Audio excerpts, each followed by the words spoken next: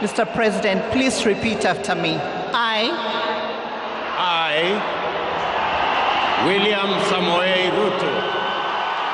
Bw'atyo William Ruto bw'alayiziddwa okutandika okukakkalabya emirimu gye ng'omukulembeze w'eggwanga lya Kenya omujja wakati mu ssanyu n'okusaakaanya okuva mu bawagizi be. So help me God.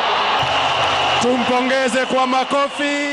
Ne munne Rigathi Gachagua agenda okumumyuka naye akubye ebirayiro. Oluvannyuma Uhuru Kenyatta abadde omukulembeze w'eggwanga lino ayitiddwa okuwaayo obuyinza bw'entebe ewooma. Your Excellency Honorable William Ruto to move forward and receive the instruments of power. Kwa makofi anapopokezwa katiba ya Jamhuri ya Kenya. Mu byakwasizza Ruto mubadde musemateeka n'ekitala ky'obwa pulezidenti kwagenda okulamulira eggwanga ly'e Kenya.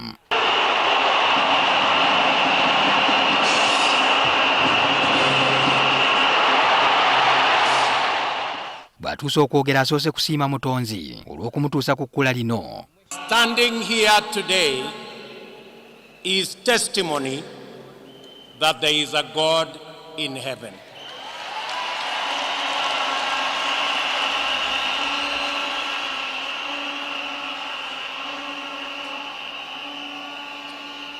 And today,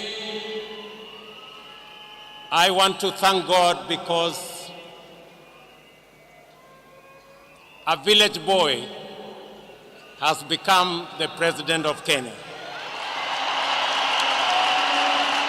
Ruto ategeezezza nti wakolagana ne bannakenya bonna nga mwotwalidde ne beyavuganya nabo okusobola okutwala eggwanga lino maaso. I stand here on my day one as president. I make a commitment that in the days ahead, I will make pronouncements that are going to better define the trajectory of my administration. I promise to make every Kenyan proud and to ensure the economic well-being of all of us. Ebyobusuubuzi n'okukuuma obutonde bw'ensi eno ategeezezza nti waakubisaako essira. Omukolo guno gwetabiddwako abakulembeze b'amawanga ag'enjawulo abaweza 20 nga ne Pulezidenti Museveni talutumiddwa mwana.